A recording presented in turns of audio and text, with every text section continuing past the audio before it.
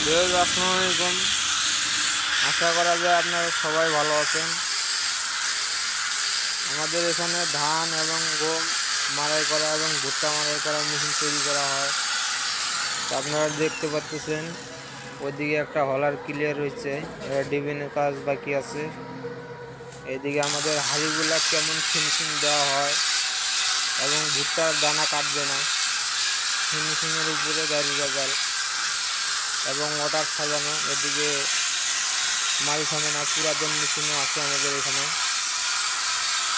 তো আপনাদের যদি ভিডিওটা ভালো লাগে থাকে অবশ্যই সাবস্ক্রাইব করে দিবেন এবং দূর দূরান্ত থেকে যারা নিতে চান অবশ্যই আমাদের সাথে যোগাযোগ করবেন, আমাদের চ্যানেলটি সাথে থাকবেন।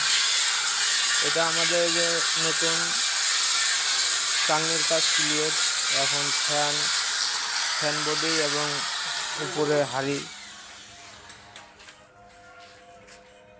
ওদিকে একটা মাল ক্লিয়ার হয়ে গেছে, এটা মাল এখন নিয়ে যায়নি, 2-1 মধ্যে যাবে।